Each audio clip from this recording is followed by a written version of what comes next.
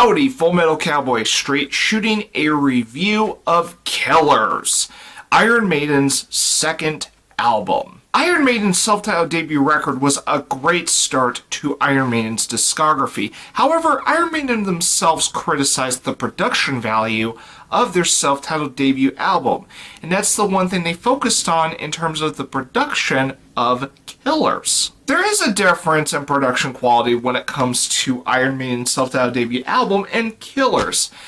And Killers sounds more refined, but instrumentation aside, Killers sounds like Iron Maiden carrying over from their self-titled debut album. The way they play the songs is not really that different, and except for arrangements, but I'm talking the feel of Iron Maiden and Killers sounds about the same as what you would feel from Iron Maiden's self-titled debut album.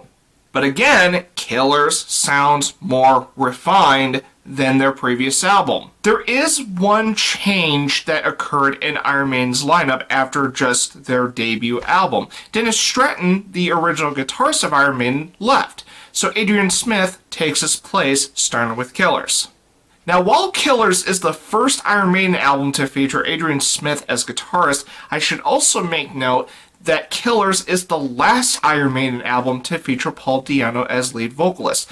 I will talk more about that when I talk about Iron Maiden's third studio album. The best way I can put Killers is this: if you loved Iron Maiden's self-titled debut album, you're going to love Killers.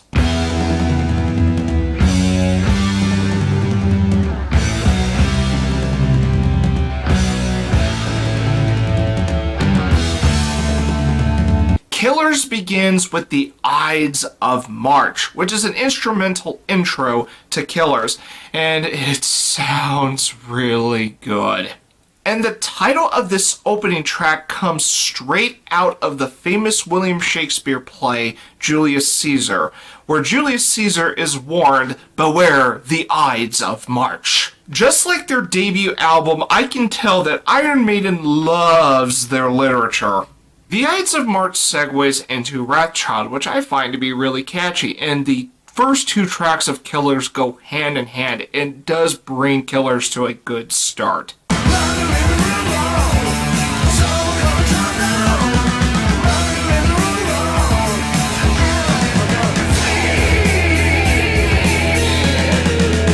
Much like the intro track, The Ides of March, Murders in the Rue Morgue is another track that references literature. This time, it's Edgar Allan Poe. But do keep in mind that this track is loosely based on that story, and it does take liberties in comparison to the actual story by Edgar Allan Poe.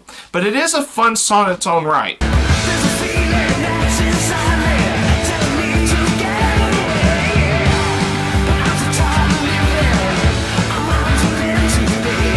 Another Life is about madness and death, and this is a track I think is important to keep in mind of when it comes to the lyrical content of Killers. And given how the previous tracks are called The Ides of March, Wrathchild, and Murders in the Rue Morgue, this track does add up what Killers is going for in terms of its themes.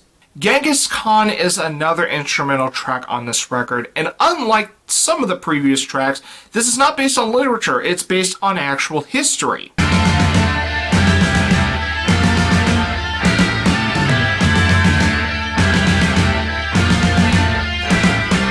Innocent Exile is a fascinating track when it comes to Killers. It's a sequel track to Murders in the Rue Morgue.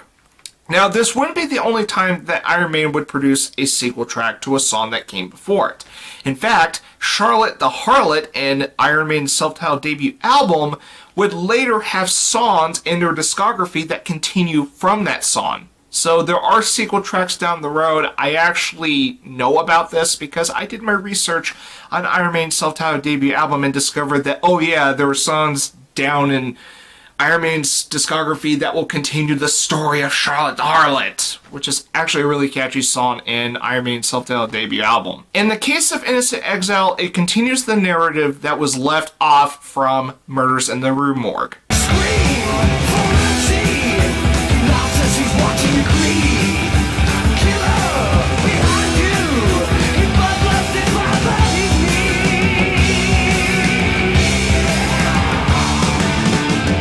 titular track is about a madman who kills people. By the way, you might want to take a closer look at the album cover of Killers because I think it perfectly describes this titular track. I mean, look at it. He's got a weapon. It's got blood on him. And the guy in the cover looks clearly mad. And the titular track, hands down, is a highlight in this record.